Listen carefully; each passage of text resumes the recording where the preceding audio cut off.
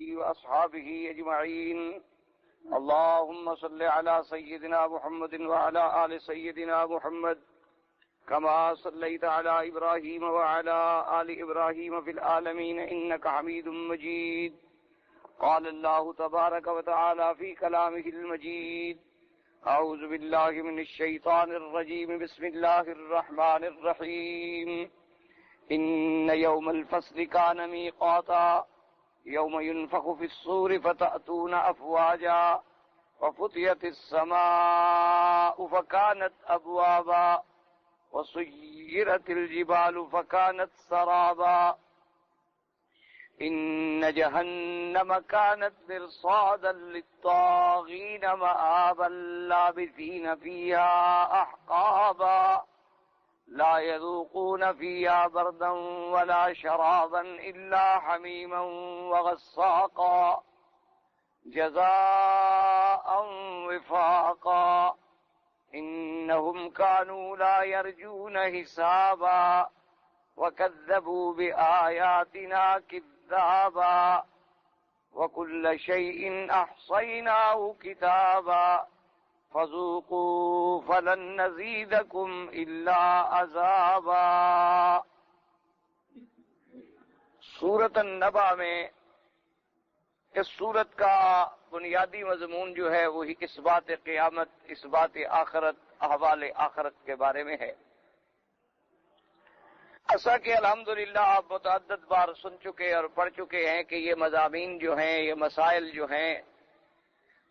یہ انتہائی اہم اور بنیادی مسائل ہیں جن کے بغیر ایمان مکمل ہی نہیں ہوتا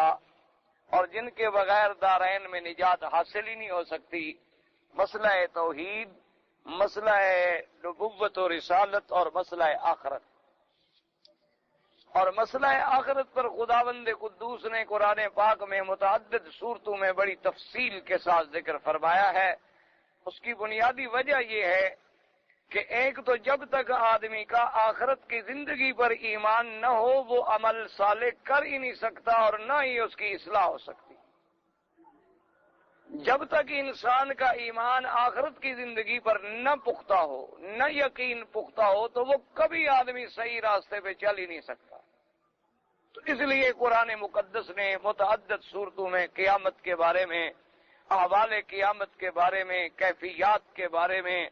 قیامت کے قبل کے علامات کے بارے میں اور نفخہ اولیٰ کے احوال کے بارے میں، نفخہ ثانیہ کے احوال کے بارے میں، اور پھر حشر، نشر، فیصلہ، جزا، سزا کے بارے میں بڑا مفصل بحث فرمایا.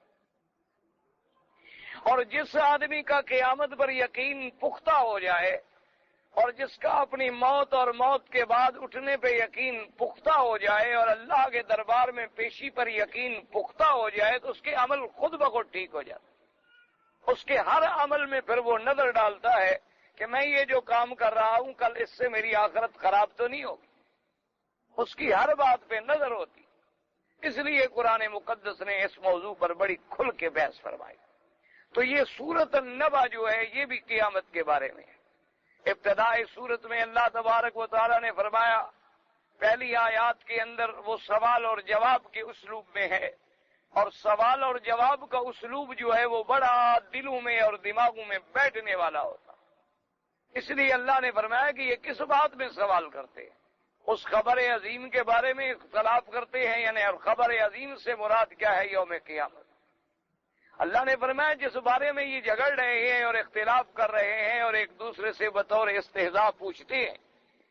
تو یہ عنقریب جان لیں گے. اور پھر فرمایا مؤکد طور پر کہ ثم کلا سیعلمون، یہ جان لیں گے جب ان پہ خود موت آئے گی، جب یہ قبر کی زندگی میں پہنچیں گے، جب عالم دنیا سے نکلیں گے اور عالم برزخ میں قدم رکھیں گے تو انہیں خود بخود پتہ لگ جائے گا کہ قیامت بھی حق ہے اور وہاں کا عذاب و جزا بھی حق. اور اس کے بعد پھر اللہ تبارک و تعالیٰ نے اپنی دلائل قدرت کا ذکر فرمایا تھا کہ الم نجعل الارض مہادا، کہ ہم نے زمین کو تمہارے لیے نہیں بچھونا بنا دیا. اور اس کے بعد فرمایا تھا الم نجعل الارض مہادا والجبال اوتادا، اور پہاڑوں کو ہم نے اس میں میخیں بنا کے جما دیا تھا کہ زمین حرکت نہ کرے. اور اس کے بعد پہاڑوں کا ذکر کرنے کے بعد اللہ پاک نے فرمایا وَخَلَقْنَاكُمْ أَزْوَاجًا، اور ہم نے تمہارے جوڑے جوڑے بنا دیے، یعنی مذکر بھی اور مؤنث بھی، مرد بھی اور عورتیں بھی۔ یہ ہر چیز میں اللہ تبارک و تعالیٰ نے تمہارے جوڑے بنائے، اور فرمایا وجعلنا نومکم سباتا، اور نیند کو بنایا تمہارے لیے راحت کا سبب اور ہر تکان کو قطع کرنے والی اور ختم کرنے والی۔ وجعلنا اللیل لباسا، اور رات کو ہم نے بنایا تمہارے لیے پردہ۔ وجعلنا النہار معاشا، اور دن کو روشن بنایا تمہارے کسب ارزاق کے لیے۔ وبنینا فوقکم سبعا شدادا، اور اس کے اوپر ہم نے 7 آسمان بنائے مضبوط۔ وجعلنا سراجا وہاجا، اور اس میں ہم نے رکھا چراغ دہکتا ہوا۔ وانزلنا من المعصرات ماء ثجاجا، اور پھر اتارا ہم نے بادلوں سے پانی پلٹ پڑنے والا۔ لنخرج به حبا ونباتا، تاکہ نکالیں ہم اس پانی سے تمہارے لیے روزی اور تمہارے لیے فواکہ اور سبزیاں۔ وجنات الفافا، اور بنائیں ہم اس سے تمہارے لیے باغ جو بالکل ایک دوسرے میں جمع ہوں، مجتمع ہوں، یعنی گھنے ہوں۔ یہ دلائل قدرت دینے کے بعد اللہ تبارک و تعالی نے یہ دلائل قدرت عطا فرمائے کہ تاکہ جب بھی بندہ ان دلائل میں غور کرے گا، جب بھی بندہ اس بات میں سوچے گا کہ وہ ذات پاک جس نے اتنی بڑی زمین بچھا دی، وہ پروردگار عالم جس نے پہاڑوں جیسی چیزوں کو زمین پہ جمانے کے لیے میخیں گاڑ دی، وہ پروردگار عالم جس نے ایک حقیر پانی سے، ایک گندے پانی سے اور ایک گندے مقام کے اوپر جمع کر کے اسے بڑے جوڑے جوڑے بنا دیے، کبھی لڑکا اور کبھی لڑکی پیدا کر دی۔ ہر چیز کے اللہ تبارک و تعالی نے جوڑے بنا دیے۔ اور وہ پروردگار عالم جس نے انسان کی اور حیوان کی راحت کے لیے نیند بنا دی کہ جب بھی انسان تھکا ہے، مارا ہے، ایک ایسا وقت اللہ نے مقرر کر دیا کہ وہ وقت جب آتا ہے آدمی نیند کرنے پہ خود بخود مجبور ہو جاتا۔ اللہ تبارک و تعالی نے ہمارے لیے رات کا پردہ بنا دیا، اللہ نے ہمارے لیے کمانے کے لیے دن کو روشن فرما دیا۔ تو پروردگار عالم نے جب یہ دلائل ذکر فرمائے اور فرمایا کہ دیکھو پھر ہم ہواؤں کے ساتھ بادلوں کو اٹھاتے ہیں اور پھر بادلوں سے پانی ہم برساتے ہیں، پھر اسی پانی سے زمین میں آگے تیرے لیے کھیتیاں اگاتے ہیں اور سبزیاں اگاتے ہیں اور تیرے لیے باغیچے اگاتے ہیں۔ پانی بھی وہی ہے، زمین بھی وہی ہے، قطع ارض بھی وہی ہے، لیکن اس کے اندر ثمرات مختلف ہیں، باغات مختلف ہیں، پھل مختلف ہیں، ان کی شکلیں مختلف ہیں، ان کے پتے مختلف ہیں، ان کا طعم مختلف ہے، ان کا ذائقہ مختلف ہے، ان کے منافع اور فوائد مختلف ہیں۔ تو اللہ نے فرمایا کہ جب تم ان چیزوں پر یقین کے ساتھ نظر ڈالو تو کیا پھر بھی تمہیں کوئی شبہ ہے کہ وہ خدا ہمیں دوبارہ قبروں سے اٹھانے پر بھی قادر ہے؟ اس لیے اب اس آیات مبارک میں اس دلائل کے بعد فیصلہ فرمایا ان یوم الفصل کان میقاتا، کہ تحقیق وہ فصل جیسے پہلے پڑھ چکے ہیں، اجلت لیوم الفصل وما ادراک ما یوم الفصل۔ پہلے فصل کا معنی فیصلہ کرنا، یعنی اللہ پاک اس دن حق اور باطل میں فیصلہ فرما دیں گے۔ اللہ تبارک و تعالیٰ کذب اور صدق میں فیصلہ فرما دیں گے کہ مومنین کے لیے درجات ہوں گے جنت کے اعلیٰ، اور مشرکین اور کافرین کے لیے درکات جہنم ہوں گے۔ اس لیے فرمایا کہ وہ فیصلے کا دن جو ہے وہ مقرر ہے، اس کا ایک وقت معین ہے، وہ اپنے وقت پہ آئے گا۔ ان یوم الفصل کان میقاتا یوم ينفخ فی الصور فتأتون افواجا، کہ جس دن پھونک ماری جائے گی سور میں اور تم آؤ گے جماعتیں جماعتیں بن کر۔ اب سور کے بارے میں سمجھیں، پہلے بھی الحمدللہ متعدد صورتوں میں آپ پڑھ چکے ہیں کہ اللہ تبارک و تعالیٰ نے ایک سور کہتے ہیں، یہ جیسے ایک بڑا سینگ ہوتا ہے، آپ نے دیکھا ہوگا یہ بعض لوگ بھیک مانگنے والے بھی سینگ میں اب آواز دیتے ہیں اور پھونکتے ہیں تو ایک آواز نکلتی ہے۔ یہ تو خیر دنیا کا ایک سمجھانے کے لیے مثال ہے، ورنہ وہ سور تو اتنا بڑا ہے کہ تمام اس کے اندر اتنے سوراخ ہیں کہ پوری دنیا کے عالم ارواح جتنے ارواح ہیں اتنی اس کے اندر سوراخ ہے، اتنی بڑی چیز ہے۔ اور اللہ کا ایک فرشتہ اس پہ مقرر ہے، اس کو جب اللہ تبارک و تعالی حکم دیں گے تو وہ اس سور میں پھونکیں گے، اور اس سور کی کیفیات جو ہیں علماء نے فرمایا کہ 3 قرآن پاک میں آیا ہے، 3 جگہ سور کا ذکر،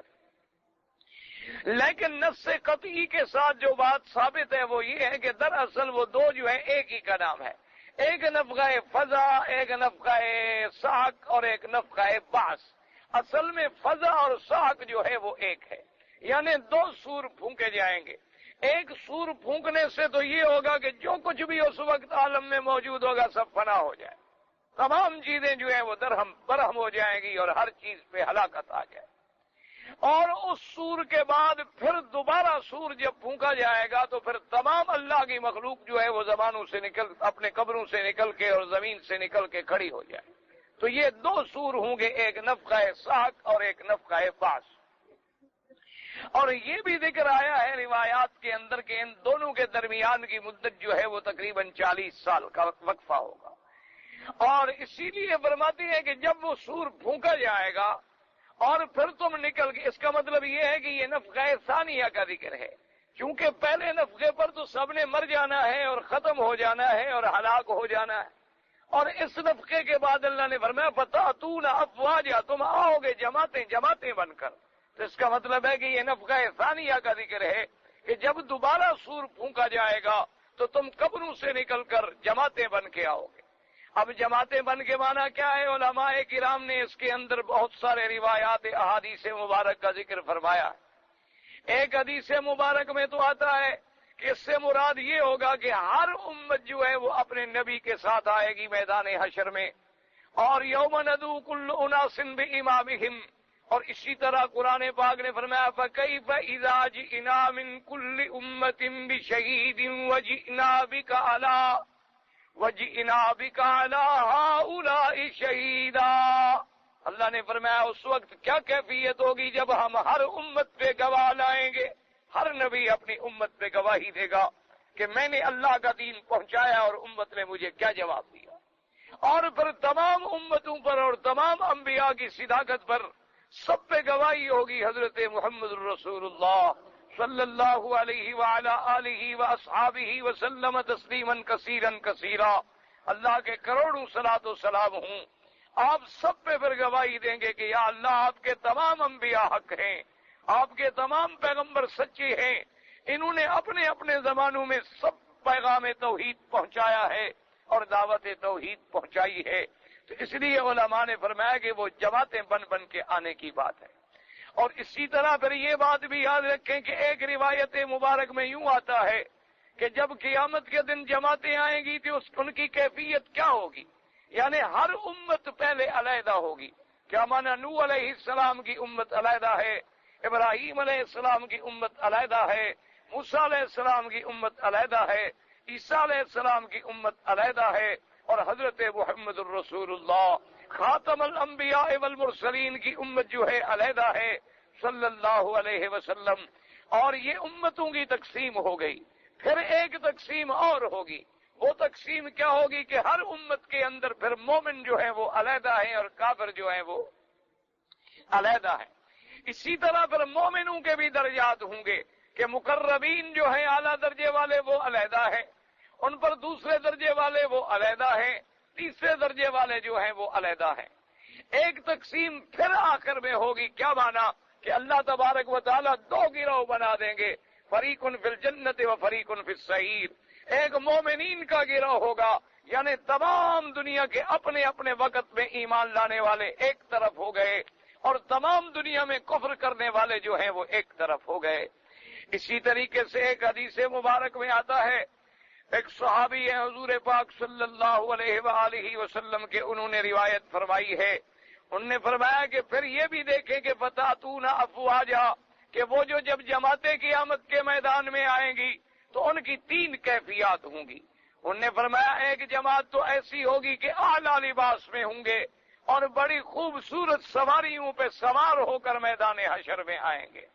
اور فرمایا کہ ایک ایسے ہوں گے کہ لباس بھی ہوگا لیکن آئیں گے پیدل چل کر میدان حشر میں۔ یہ دوسری تقسیم ہوگی۔ اور فرمایا ایک گروہ ایسا ہوگا جن کو سروں کے بل گھسیٹا جائے گا اور گھسیٹ کے میدان حشر میں لایا جائے گا۔ تو ایک روایت میں یہ بھی آتا ہے کہ وہ 3 کیفیات ہوں گی کہ افواج جو ہیں وہ 3 حالتوں میں ہوں گی، یعنی ایک جو ہے وہ سواریوں پہ سوار ہوں گے، جیسے اللہ نے فرمایا یوم ينفخ فی الصور فتأتون افواجا۔ افواج جمع ہے فوج کی، کیا مانا؟ جتھے کے جتھے، جماعتوں کی جماعتیں، جھنڈ کے جھنڈ بن کے آئیں گے۔ اور ایک حدیث پاک میں آتا ہے، وہ بھی صحابی نے روایت فرمائی، انہوں نے کہا کہ تقریباً میدان حشر میں جب لوگ آئیں گے،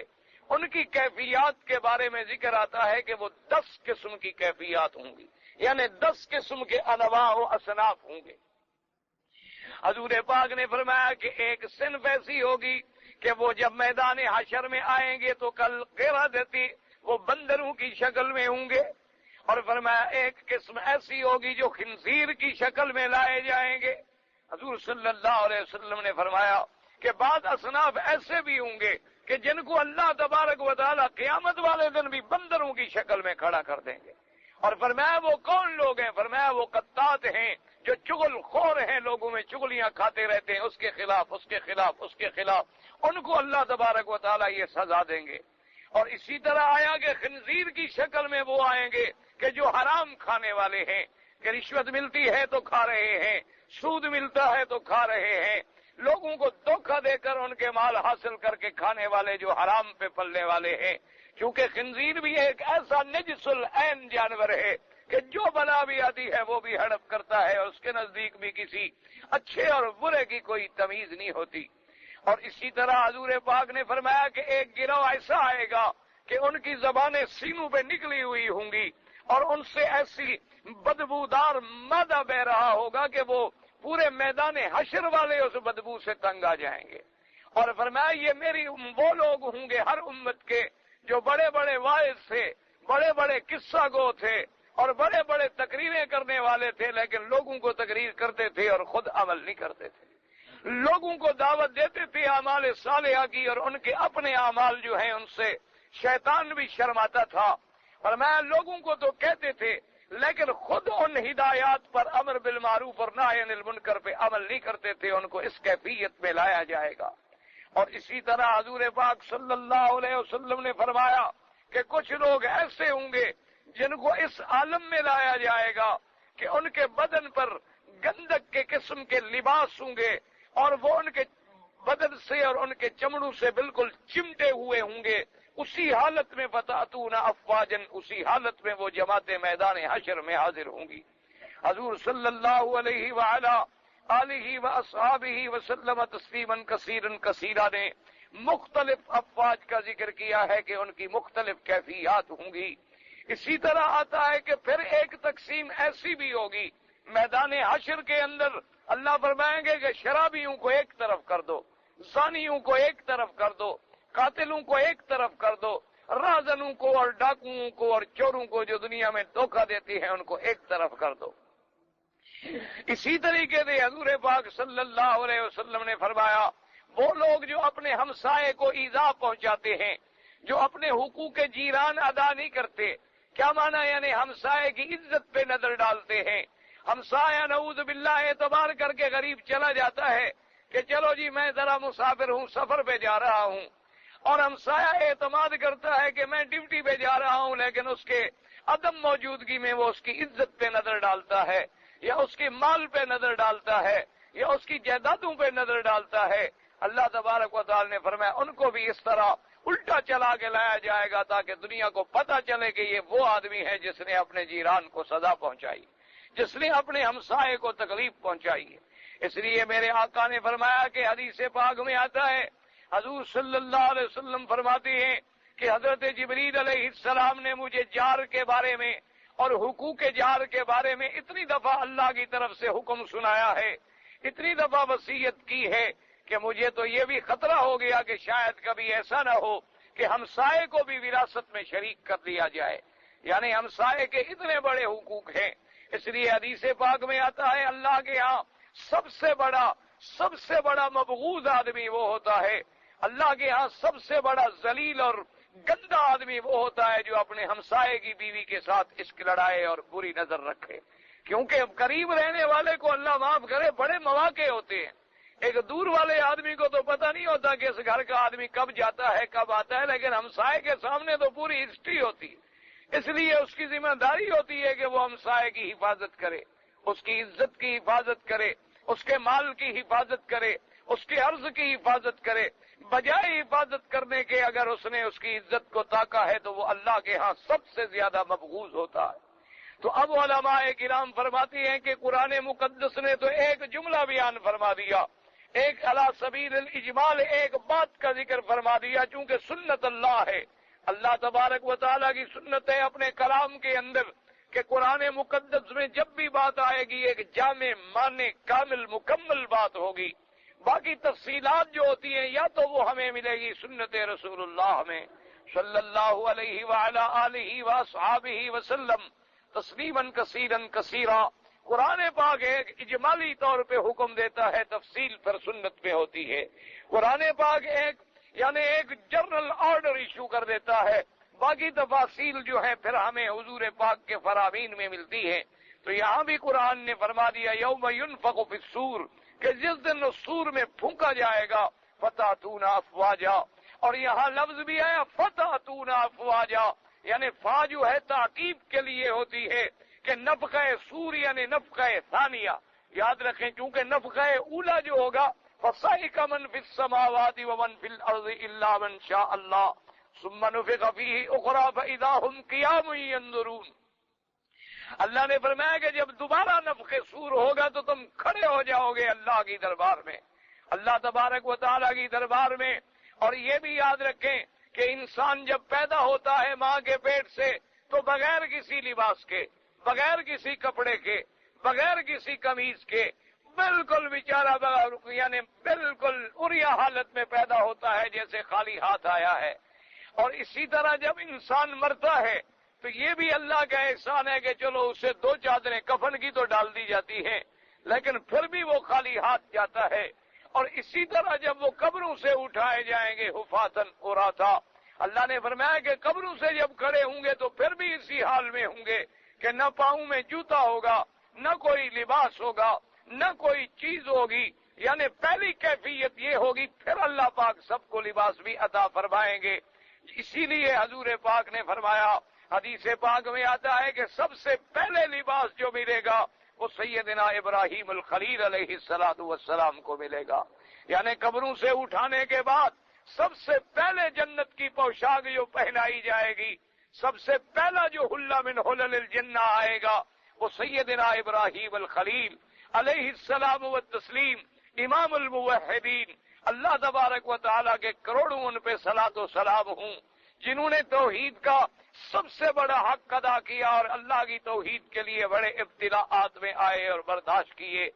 حتیٰ کہ صحابہ نے پوچھا یا رسول اللہ صلی اللہ علیہ وسلم کہ سیدنا ابراہیم الخلیل کو آپ سے بھی پہلے جوڑا پہنایا جائے گا؟ حضور نے فرمایا کہ ہاں، اور سیدنا ابراہیم کو مجھ سے بھی پہلے پہنایا جائے گا، اس لیے کہ اللہ کی توحید کے لیے جب ان کو آگ میں ڈالا گیا تھا تو ان کا لباس اتارا گیا تھا، تو اللہ تبارک و تعالیٰ وہ بدلہ دیں گے آج حشر والے دن کہ تمام انبیاء اور رسولوں میں سب سے پہلا جوڑا جو ہے وہ سیدنا ابراہیم الخلیل کو ملے گا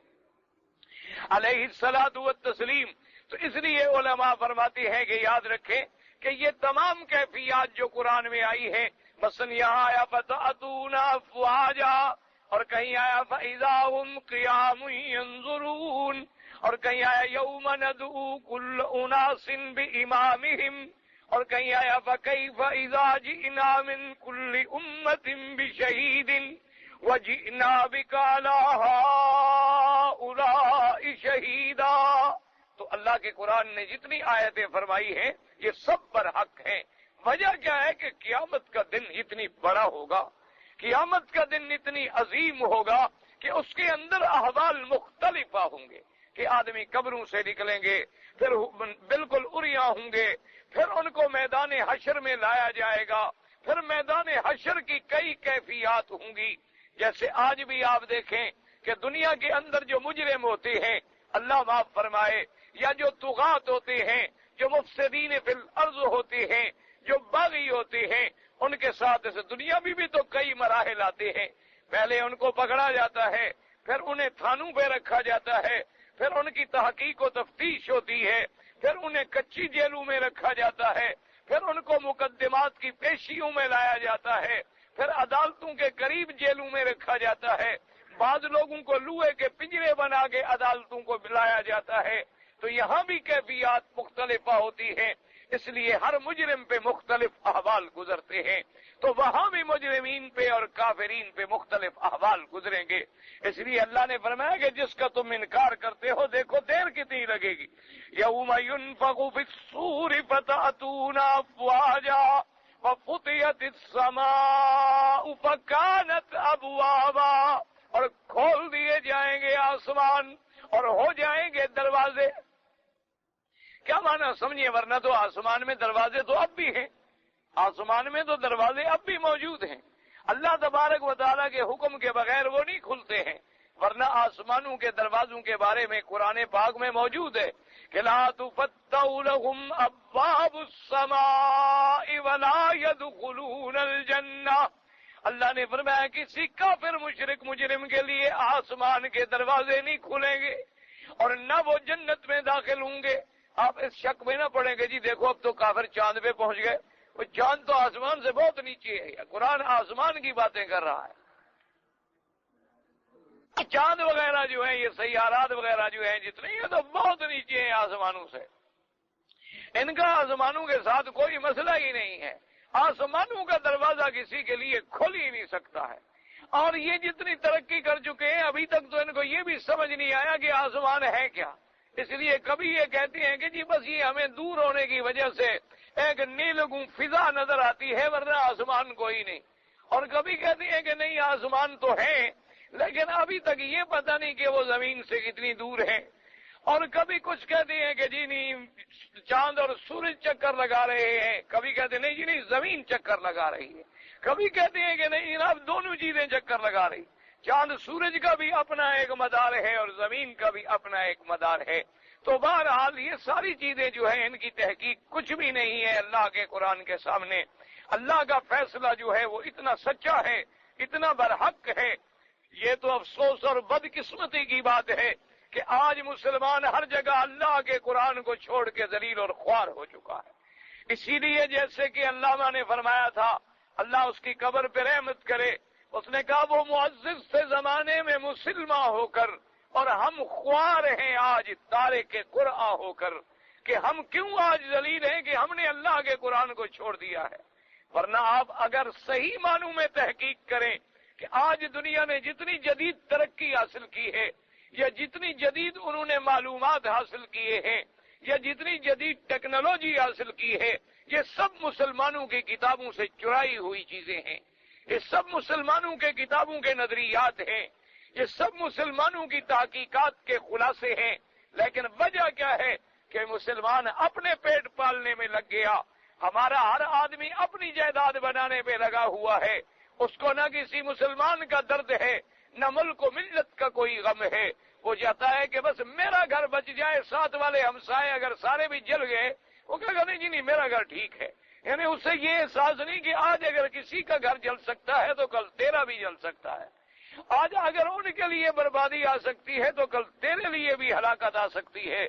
اور دشمنوں نے انہی نظریات کو لینے کے بعد ان پہ محنت کی اور ان لوگوں کی جنہوں نے وہ نظریات پیش کیے تھے ان کی قدر و منزلت کی، اور ان سے انہوں نے وہ چیزیں حاصل کر کے آج پوری دنیا کے لیے، آج پورے دنیا کے لیے وہ جناب سب سے بڑے ڈرانے والے بنے ہوئے ہیں۔ ورنہ اگر تحقیق کریں تو وہ تو بالکل چور ہیں، نظریات کے وہ چور ہیں، اسی طریقے سے کتابوں کے وہ چور ہیں، اسی طریقے سے آپ دیکھیں گے جتنی جدید تحقیقات ہیں وہ سب کی سب وہی تحقیقات ہیں جو پہلے علماء اسلام کر چکے ہیں۔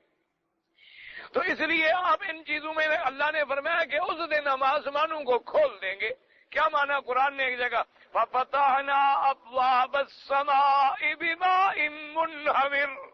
وَفَجَّرْنَا الْأَرْضَ عُيُونًا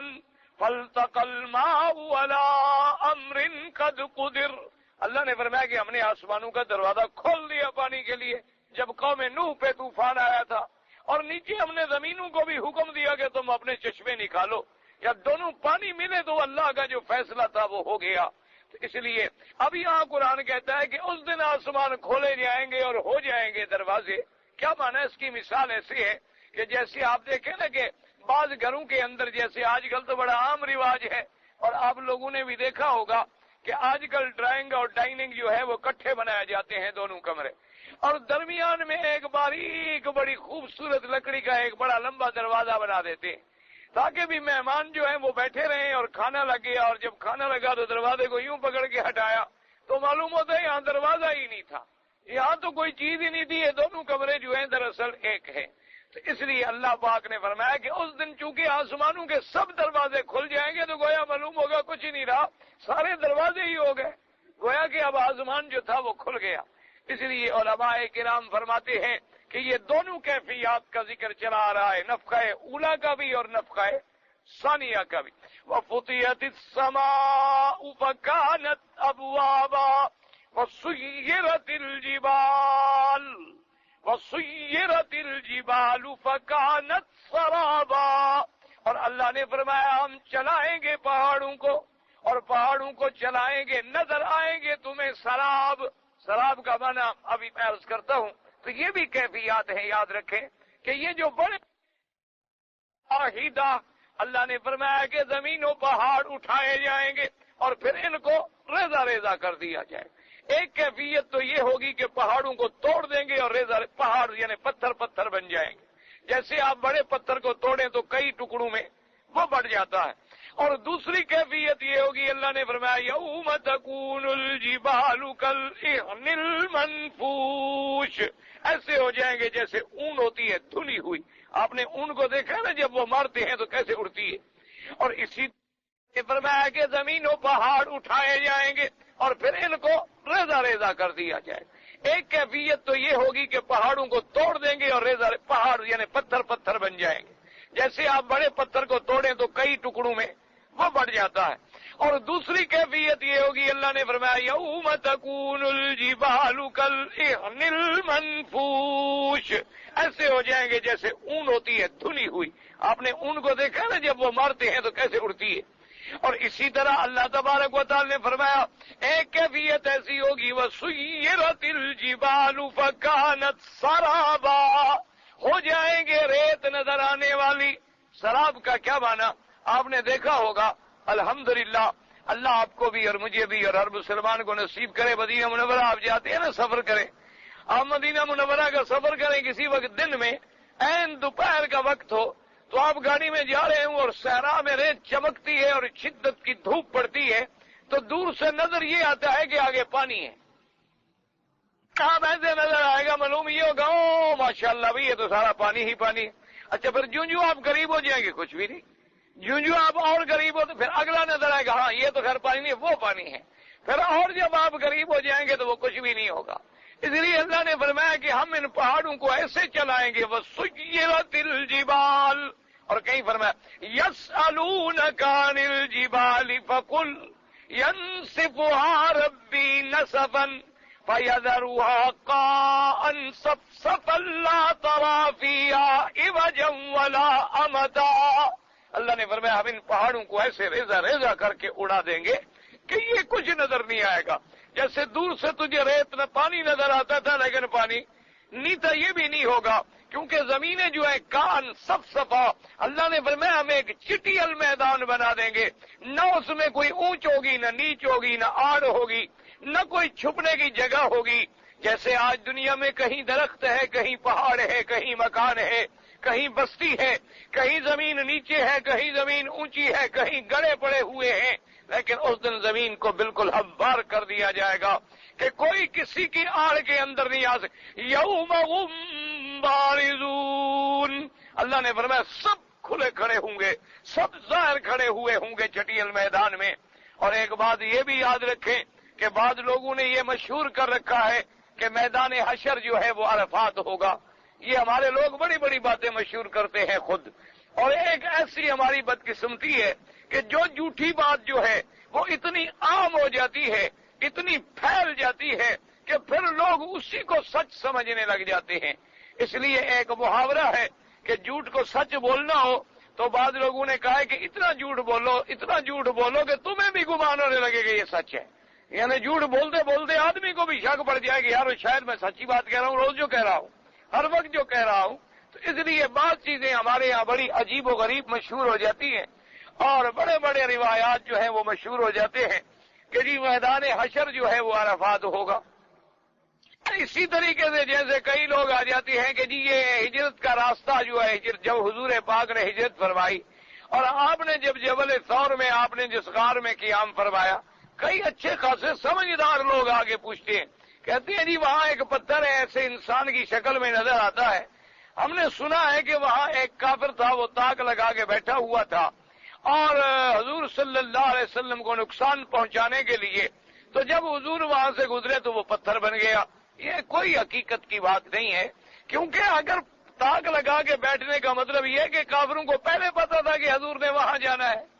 حالانکہ حضور صلی اللہ علیہ وسلم وہاں تشریف لے گئے اور کافر آپ کے پاؤں کے نشان ڈھونڈتے ڈھونڈتے وہاں پہنچے ہیں۔ ان کو پہلے سے کوئی علم نہیں تھا کہ وہ تاک لگا کے بیٹھتے، نہ ہی ان کو پہلے سے کوئی علم تھا کہ آج رات ہی حضور پاک صلی اللہ علیہ وسلم تشریف لے جائیں گے۔ تو یہ باتیں جو ہیں بس لوگوں میں مشہور ہو جاتی ہیں۔ کسی جگہ مثلا دیکھیں آپ پانی، ایک آدمی ایسے کوئی پتھر میں لکیر آ جائے، کہتے ہیں جی حضرت علی نے پاؤں رکھا تھا یہ چشمہ چل رہا ہے۔ ایسے لوگ بڑی بڑی عجیب عجیب باتیں بناتے ہیں۔ بہرحال یہ سب باتیں جو ہیں بنی بنائی ہیں۔ اصل یاد رکھیں، صحیح روایات مبارک سے جو ثابت ہوتا ہے وہ یہی بات ثابت ہوتی ہے کہ میدان حشر جو ہے وہ شام ہوگا۔ میدان حشر جو ہے شام یعنی بیت المقدس کا علاقہ ہوگا، اور اسی کی تائید وہ ساری حدیثیں کرتی ہیں کہ حضور پاک صلی اللہ علیہ وسلم نے فرمایا کہ قیامت کے آنے سے پہلے یاجوج ماجوج بھی آئیں گے، دجال بھی آئے گا اور عیسیٰ علیہ السلام بھی نازل ہوں گے، لیکن یاد رکھیں دجال پہلے آئے گا، یاجوج ماجوج بعد میں نکلیں گے۔ یہ بات یاد رکھیں، دجال جو ہے وہ پہلے ظاہر ہوگا۔ اور یہ بھی حدیث پاک میں آیا ہے کہ ما بین الشام والعراق، اسی طرف سے دجال جو ہے وہ نکلے گا۔ اور حضور پاک صلی اللہ علیہ وسلم نے فرمایا کہ دجال جو ہے اعور، اس کی آنکھ جو ہے وہ کانی ہوگی اور ایسی ہوگی کہ انہا انبت طافیہ، جیسے انگور باہر نکلا ہوا ہو، اپڑا ہوا ہو، ایسے اس کی آنکھ ہوگی، اور اس کی پیشانی پہ بھی لکھا ہوگا کاف فا را یعنی کافر۔ لیکن اس دجال کا عالم یہ ہوگا، حضور صلی اللہ علیہ وسلم نے فرمایا، ایک طویل حدیث مبارک میں ہے، آپ نے فرمایا کہ اس کا عالم یہ ہوگا کہ وہ زمینوں کو حکم کرے گا کہ یا ایتھا الارض، اے زمین اخرجی من کنائزک، تمہارے اندر جو دفائن ہے وہ نکالو، تو زمین اپنا سونا اور چاندی اس کے آرڈر پہ نکل دے گی، اگل دے گی باہر۔ اسی طرح حضور پاک صلی اللہ علیہ وسلم نے فرمایا کہ وہ جب آپ زمینوں میں حکم کرے گا تو چشمے جاری ہو جائیں گے، اور اسی طرح آپ نے فرمایا کہ جو اس کے ماننے والے ہوں گے ان کے مال اور بکریاں ایسی تر و تازہ ہوں گی، دودھ سے بھری ہوئی ہوں گی، اور جو اس کے نہ مانیں گے، انکار کریں گے، ان کے مال مویشی سب مر جائیں گے۔ اور اسی طرح اس کے ساتھ جنت بھی ہوگی اور جہنم بھی ہوگی۔ اور اسی طرح وہ کہے گا کہ دیکھو میں مار بھی سکتا ہوں اور جلا بھی سکتا ہوں۔ ایک آدمی کو مار دے گا دنیا کے سامنے، وہ مر جائے گا، پھر اس کو کہے گا کہ کھڑے ہو جاؤ تو وہ زندہ ہو جائے گا۔ اس لیے آپ نے فرمایا دجال کا بہت بڑا فتنہ ہے۔ اسی لیے یاد رکھیں، علماء نے فرمایا کہ تم بھی اگر آج کسی آدمی کو دیکھو کہ وہ پانی کے اوپر چلتا ہے، وہ انگاروں کے اوپر چلتا ہے، وہ فضاؤں میں اڑتا ہے لیکن داڑھی منڈا ہے، نماز نہیں پڑھتا، تو سمجھو دجال کی کوئی اولاد ہے، کیونکہ اس کا تعلق اللہ کے ولیوں سے نہیں ہو سکتا۔ اللہ کے اولیاء وہ ہوتے ہیں جو متبع ہوتے ہیں سنت محمد مصطفیٰ۔ اللہ کے ولیوں کی نشانی کیا ہے کہ ان کی شکل بھی حضور کے مطابق ہوگی، ان کا عمل بھی حضور کے مطابق ہوگا، ان کا قول بھی حضور کے مطابق ہوگا، ان کے اقوال و افعال بھی حضور کے مطابق ہوں گے۔ ورنہ ایسے شعبدے دکھانے والے، جیسے یہ کالا علم کرنے والے، یہ جادو کرنے والے، اسی طریقے سے بعض علم جفر اور علم نجوم اور علم الاعداد کے جاننے والے لوگوں کو دہشت ناک کر دیتے ہیں خبر بتا کر، اور لوگ سمجھتے ہیں کہ یہ تو بہت بڑا پہنچا ہوا بزرگ ہے، نہ نماز ہے نہ روزہ ہے، کہ پہنچا ہوا ہے۔ تو ایسے لوگ جو ہیں دجال من الدجاجلہ، یہ دجال ہو سکتے ہیں۔ ایسی قوتیں شیطان کے پاس بھی ہیں کہ پانی پہ تخت ڈال کے بیٹھا ہے، ایسی قوتیں شیطان کے پاس بھی ہیں کہ 1 منٹ میں جس ملک میں چاہے پہنچ جاتا ہے، ایسی قوتیں شیطان کے پاس بھی ہیں کہ انسان کی رگوں میں جیسے خون دوڑتا ہے ایسے گردش کر لیتا ہے۔ ایسی حرکتیں اور طاقتیں شیطان کے پاس بھی ہیں کہ جنت سے باہر لے کر آدم کے دل میں وسوسہ ڈال دیا۔ آدم علیہ السلام جنت میں ہے اور شیطان باہر ہے، لیکن ان کے دل میں وسوسہ ڈال دیا۔ اور قسمیں کھا کے یقین بھی دلا دیا کہ مجھے اللہ کی قسم ہے کہ آپ نے اگر یہ ایک دفعہ درخت چکھ لیا نا پھر ہمیشہ جنت میں رہے، اور آپ کا اتنا بڑا مرتبہ اونچا ہو جائے گا۔ اب آدم علیہ السلام اللہ کے نبی، ان کو تو یہ خیال ہی نہیں ہو سکتا کہ کوئی شیطان کیوں نہ ہو، کوئی مردود کیوں نہ ہو، لیکن خدا کی جھوٹی قسم کون کھا سکتا ہے؟ ان کو تو یہ تصور بھی نہیں آ سکتا تھا کہ کوئی آدمی چاہے بڑا برا ہو، بڑا ذلیل ہو، چور ہو، شیطان ہو، مردود ہو، لیکن جب وہ کہتا ہے مجھے اللہ کی قسم ہے تو کوئی آدمی، اور جب اپنا آدمی کا دل صاف ہو تو اس لیے بہرحال حضور صلی اللہ علیہ وسلم نے فرمایا کہ جب دجال کا پورا جوبن ہوگا فتنے کا اور دجال پوری دنیا پہ گھوم جائے گا، یاد رکھیں صرف 2 شہر ہیں جن کو اللہ محفوظ رکھے گا، مکہ اور مدینہ، ان میں دجال کا فتنہ بھی داخل نہیں ہوگا۔ حضور فرماتے ہیں الا انقابھا الملائکہ، صحابہ کہتے ہیں ہم تو اتنی ڈر گئے جب حضور نے دجال کی باتیں سنائی تو ہم نے تو یہ سمجھا کہ شاید یہ باغ کے جھنڈ میں چھپا ہوا ابھی نکل آئے گا، ہم اتنی ڈر گئے۔ حضور نے جب دیکھا کہ ہم گھبرا گئے ہیں، آپ نے فرمایا تم کیوں ڈرتے ہو؟ اگر آج دجال نکل آئے انا حجیجہ، میں اس کا مقابلہ کروں گا، اور اگر دجال بعد میں آئے تو ہر ایمان والا اس کا مقابلہ کرے گا۔ اور میری امت کا آدمی آپ نے فرمایا کہ کیوں فکر کرتے ہو؟ جن کو اللہ نے ثابت قدم رکھنا ہے وہ دجال کے فتنے کا شکار بھی نہیں ہوں گے۔ تو اللہ تبارک و تعالی سرزمین حرمین کو محفوظ رکھیں گے، حتیٰ کہ فرمایا الا انقابھا الملائکہ، اللہ کے فرشتے پہرا دے رہے ہوں گے کہ وہ اس کے اندر داخل نہ ہو سکے۔ اسی طرح حضور نے فرمایا کہ پھر ینزل عیسیٰ ابن مریم، اب عیسیٰ ابن مریم نازل ہوں گے، 2 فرشتوں کے کندھے پہ ہاتھ رکھا ہوا ہوگا، اور فرمایا کہ جب گردن ایسے جھکائیں گے تو پانی کے قطرے بالوں سے ٹپکیں گے، اور جب گردن ایسے اٹھائیں گے تو پانی کے قطرے جیسے موتی چمکتے ہیں ان کے بالوں پہ چمکتے ہوئے نظر آئیں گے۔ فرمایا معلوم ایسے ہوگا کہ ابھی جنت سے غسل کر کے آ رہے ہیں، ابھی جنت سے غسل فرما کے اتریں گے۔ اور آپ نے فرمایا کہ جب وہ اتریں گے وہ بھی کہاں اتریں گے؟ علی منارۃ شرقیہ بیضاء دمشق، تو لہذا ان کا نزول بھی اسی علاقوں میں ہوگا، حضرت عیسیٰ علیہ السلام بھی۔ اور یہ بھی یاد رکھیں کہ دجال جب ظاہر ہوگا تو صرف 40 دن رہے گا، 40 دن رہے گا، اس سے زیادہ نہیں رہے گا۔ لیکن حضور نے فرمایا کہ اس کا پہلا دن جو ہے وہ 1 سال کے برابر ہوگا، دوسرا دن جو ہے وہ 1 مہینے کے برابر ہوگا، اور تیسرا دن جو ہے وہ 1 ہفتے کے برابر ہوگا، اور اس کے بعد جو باقی دن ہیں وہ عام دنوں کے برابر ہوں گے۔ اب صحابہ گھبرا گئے، انہوں نے فرمایا کہ حضور جب پہلا دن جو ہے 1 سال کے برابر ہوگا تو اس وقت جو لوگ زندہ ہوں گے وہ یصلون الصلوات الخمس فقط، وہ صرف 5 نمازیں پڑھیں گے، چونکہ 1 دن ہے 1 سال کے برابر۔ آپ نے فرمایا نا فَقْدِرُوهُ لَهَا قَدْرًا، کہ جو لوگ میری امت کے اس وقت زندہ ہوں گے وہ حساب کر لیں گے اور نمازیں سال کی پڑھیں گے، کیونکہ لیکن وہ دن اتنی لمبا ہوگا کہ 1 سال کے برابر ہوگا، لیکن وہ اس میں تقسیم کر لیں گے اوقات کو۔ آج بھی جیسے بعض ملکوں دیکھیں ہر ملک کے ٹائم علیحدہ ہے، ہر ملک کے اوقات جو ہیں وہ علیحدہ ہیں۔ اب عیسیٰ ابن مریم علیہ السلام جب اتریں گے اللہ تبارک و تعالیٰ انہیں آسمانوں سے زندہ اتارے گا۔ یاد رکھو یہ بات ایسے نہیں جیسے کہ مرزا قادیانی لعنت اللہ علیہ نے لکھا ہے، یہ مرزا قادیانی جس نے دعوی نبوت کیا اور ارتداد کی شکل میں مر گیا، اس بدبخت نے لکھا ہے کہ وہ دجال جو ہے ان نے لکھا ہے عیسیٰ علیہ السلام کے بارے میں بھی کہ عیسیٰ علیہ السلام فوت ہو گئے ہیں اور ان کی قبر کشمیر میں ہے۔ یہ بالکل جھوٹی بات ہے، عیسیٰ علیہ السلام آسمانوں پہ زندہ ہے۔ اس جھوٹ بولنے کی وجہ کیا تھی کہ وہ خود عیسیٰ بنا نا، وہ خود کوئی ایک چیز تو نہیں بنا، کبھی مجدد بنا، کبھی مہدی بنا، کبھی عیسیٰ بنا، اور آخر میں جا کے پھر نبی بنا۔ اور اس کے بعد تو وہ اتنی ترقی کر گیا نعوذ باللہ کہ اس نے کہا اب تو میرا درجہ نبوت سے بھی آگے چلا گیا۔ تو بہرحال عیسیٰ علیہ السلام کا نزول جو ہے وہ بھی اسی طرف ہوگا، اور عیسیٰ علیہ السلام ہی یقتل الدجال، آپ آ کر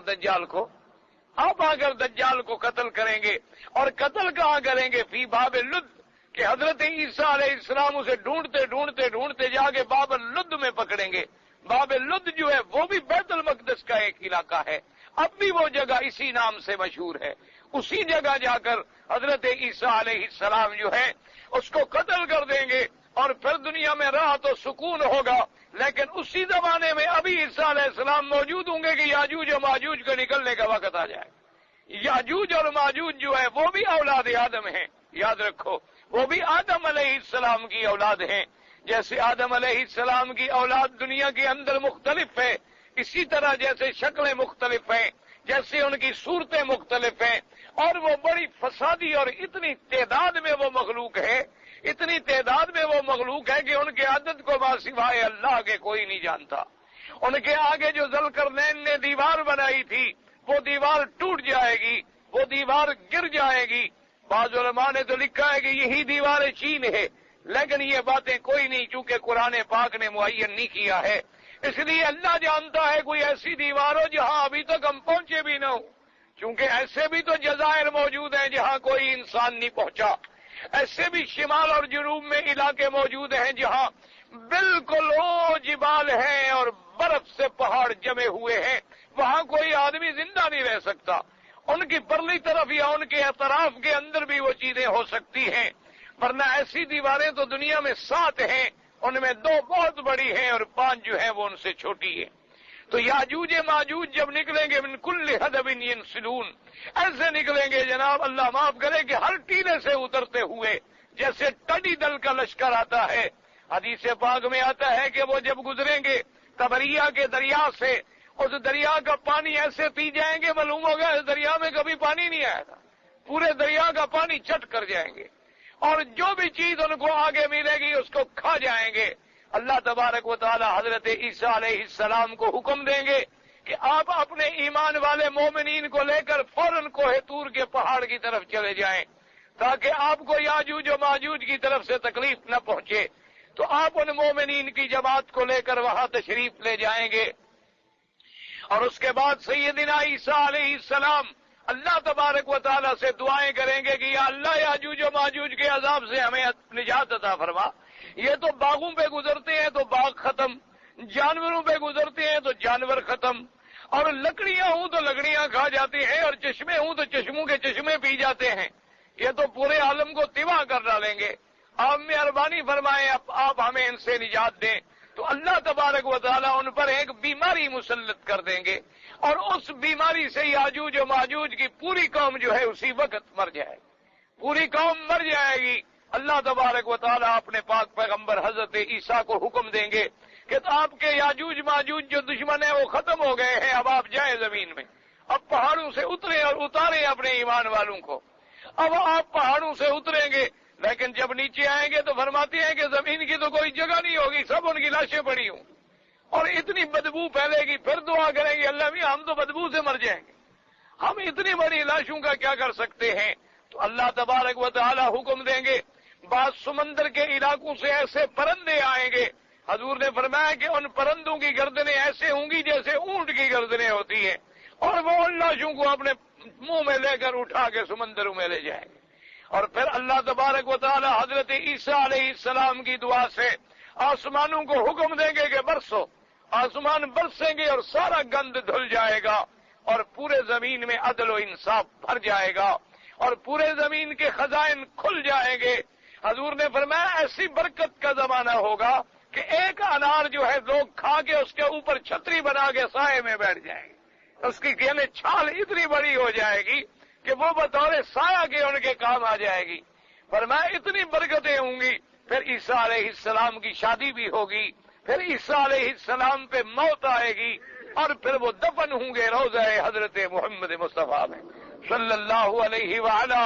آلہ واصحابہ وسلم تسلیما کثیرا کثیرا. تو یاد رکھیں اسی لیے میدان حشر جو ہے، جب حضور نے فرمایا کہ سب سے پہلے انا اول من یبعث، سب سے پہلے اپنی قبر مبارک سے میں اٹھوں گا، اور حضور پاک جب اٹھیں گے تو حضرت عیسیٰ بھی ساتھ ہوں گے، اور سیدنا ابی بکر و عمر بھی ساتھ ہوں گے رضی اللہ تعالی عنہما. کیا خوش نصیب ہیں ابی بکر و عمر کہ زندگی میں بھی محمد مدنی کے ساتھ تھے، حضر میں بھی حضور کے ساتھ تھے، سفر میں بھی حضور کے ساتھ تھے، اور قبر میں بھی محمد مدنی کے ساتھ ہیں. اور قیامت والے دن بھی جب اٹھیں گے، ایک طرف محمد عربی ہوں گے، ایک طرف عیسیٰ ابن مریم ہوں گے، اور ان کے جلب میں ابو بکر و عمر ہوں گے. حضور صلی اللہ علیہ وسلم نے فرمایا پھر میں آؤں گا علی بقیع الغرقد،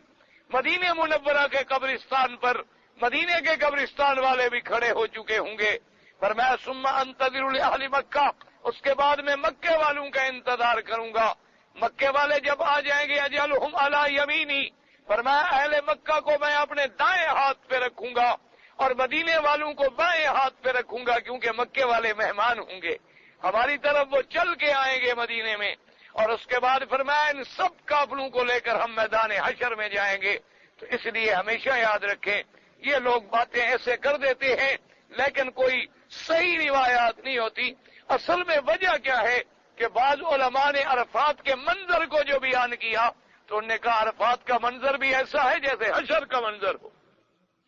عرفات کا میدان بھی ایسے ہے بھی جیسے حشر کا میدان ہو، کہ ایک ہی کپڑا ہے، ایک ہی خیمہ ہے، ایک ہی لباس ہے، ایک ہی احرام ہے، ایک ہی ترانہ ہے، ایک ہی مقصد ہے، اور ساری اللہ کی مخلوق کھڑی ہے لبیک اللہم لبیک لبیک لا شریک لک لبیک۔ تو گویا یہ میدان حشر ہے، یہ نہیں کہ یہی میدان ہوگا،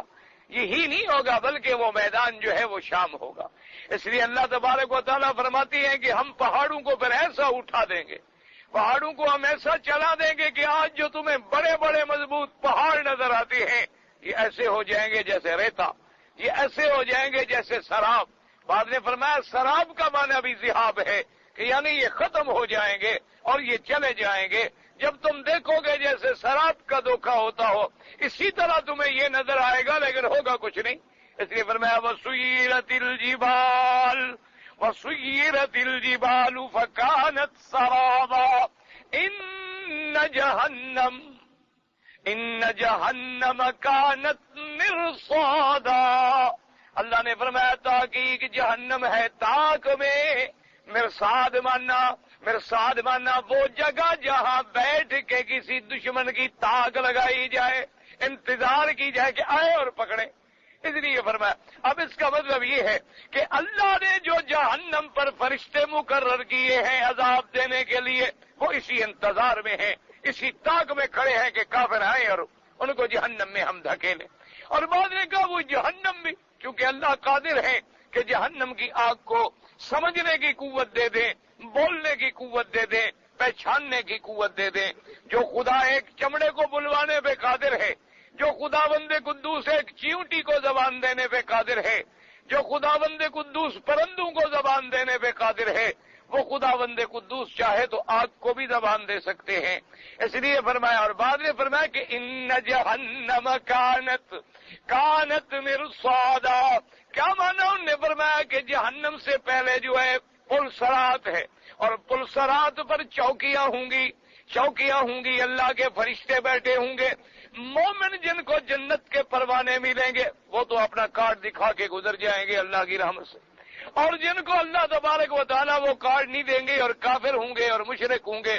جن کی موت علی الکفر آئی ہوگی، ان کو کوئی کارڈ وارڈ نہیں ملے گا، اور ان کے لیے پھر وہ فرشتے عذاب جو ہے ان کو وہیں سے گھسیٹیں گے اور جہنم میں ڈال دیں گے۔ اس لیے کہ پل صراط کا گزرنا جو ہے وہ بھی اتنا مشکل ہے کہ ماں سوائے اللہ کی رحمت کے آسان نہیں ہو سکتا، جس پہ اللہ تبارک و تعالیٰ رحمت فرما دیں گے۔ ایسا بھی احادیث میں آتا ہے کہ بعض ایمان والے تو ایسے گزریں گے جیسے بجلی چمک کے گزر جاتی ہے،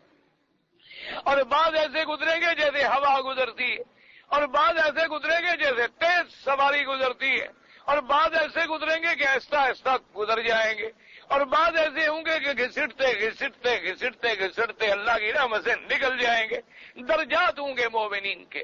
اور بعض ایسے ہوں گے اللہ پاک، اور لیکن کافر جو ہے اس کے لیے اندھیرا چھا جائے گا، اس کے لیے کوئی راستہ نہیں ہوگا کہ وہ عبور کر سکے۔ اس لیے فرمایا ان جہنم کانت مرصادا۔ اور اسی سے یہ مسئلہ بھی ثابت ہو گیا عقیدہ اہل سنت والجماعت، الحمدللہ ثم الحمدللہ، کیونکہ عقیدہ اہل سنت والجماعت یہ ہے کہ جنت بھی پیدا ہو چکی ہے اور جہنم بھی پیدا ہو چکی ہے، جنت بھی موجود ہے اور جہنم بھی موجود ہے، کیونکہ قرآن پاک نے فرمایا اعدت للکافرین کہ جہنم کو ہم نے تیار کر دیا ہے۔ تو اس لیے باقی یہ کافروں کا یہ کہنا یا انگریزوں کا یہ کہنا جی کہ وہ جنت جہنم کہاں ہے، ہم نے بڑی دنیا ڈھونڈ نکالی ہے، زمین کے گرد ہم نے چکر لگا لیے ہیں، چاند میں ہم پہنچ گئے ہیں، لیکن ہمیں تو کہیں جنت جہنم نہیں نظر آئی۔ تو یہ ان کا جہالت ہے، یہ ان کی عصبیت اور تعصب ہے. ورنہ تو ایسے اللہ کے زمین کے ایسے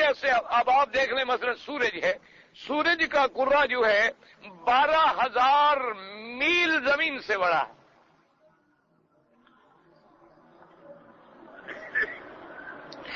اسی طریقے سے آپ اندازہ لگائیں، ایسے ستارے موجود ہیں جن کی روشنی ابھی نہیں آئی، ابھی ان کی روشنی زمین تک نہیں پہنچی. ایسے ستارے موجود ہیں کہ تمہاری دنیا جو ہے ان کی 4 دفعہ اس کو بڑا کیا جائے تو یہ پھر بھی چھوٹی ہے. تمہاری دنیا سے تو چاند بڑا ہے، چاند تمہاری دنیا کا جتنا بڑا زمین ہے، جتنا بڑا ہے اس سے تو وہ بھی بڑا.